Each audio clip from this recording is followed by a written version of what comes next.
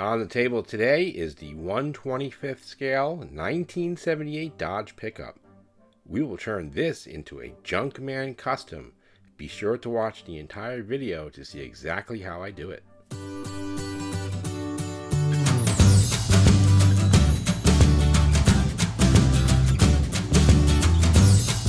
This kit comes with a mini bike which I will turn into some discarded trash which our Junkman will turn into some cash.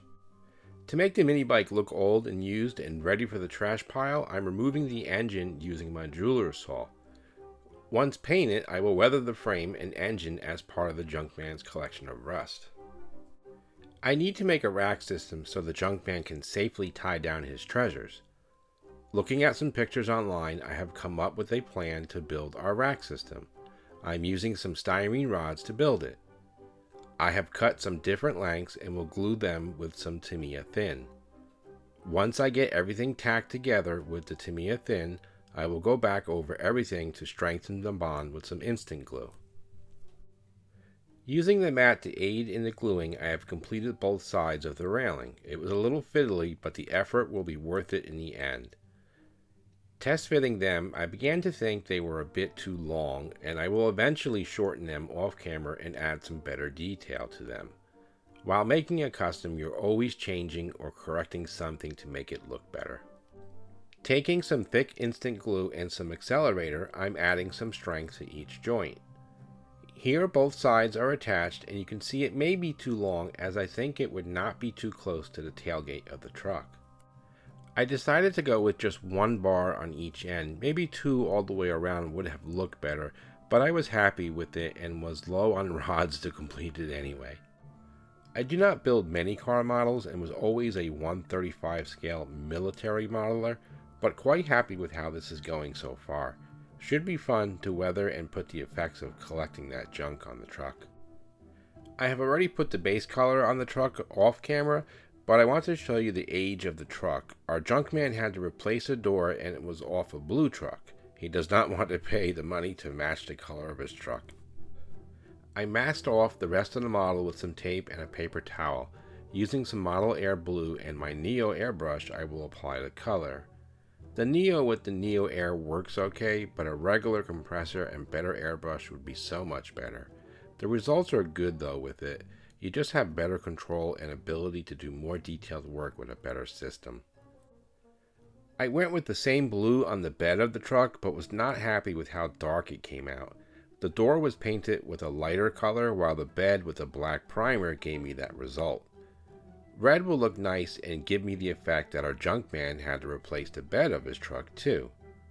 The paint I am using here is Tamiya Flat Red, as I plan to give the whole model a coat of satin finish to complete it. Before I can add the glass and add the chrome pieces, I need to finish the interior.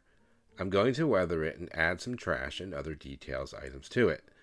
Here I am simulating some cracks in the dashboard with a lighter color and then a color to look like the foam inside. Using a knife end with some foam inserted, I'm adding some smaller cracks and detail to the dashboard. Right now things may look a bit overdone, but once the truck's cab is glued in place, everything will look really good with a limited view. Using some Ammo by MIG products, I will add some dirt and age to the seats.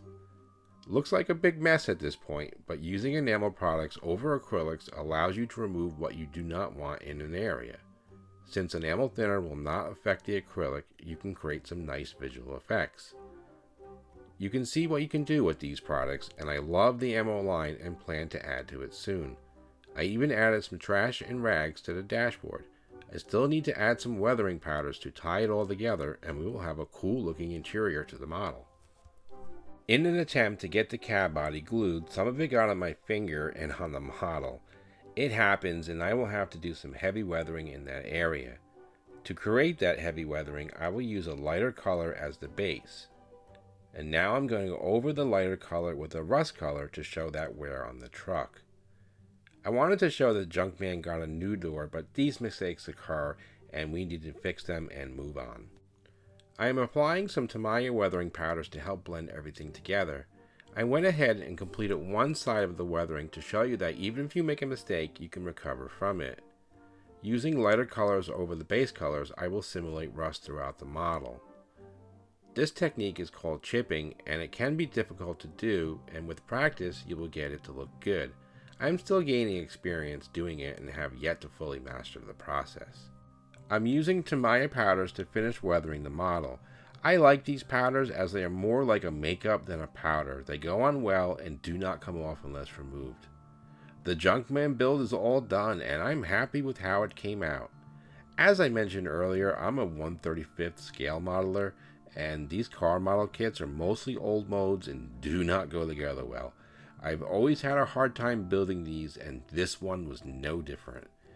With determination, I was able to get it done, glued my finger to the side of the car, but we were able to get past that foul up. The last one of these I tried to build ended up hitting the wall. Well, this one made it to completion, thankfully. Okay, I want to thank you for watching, and if you're part of the 96% not subscribed, why not help support my channel by subscribing? Okay, I will see you in the next video. Enjoy some still pictures of the Junkman build.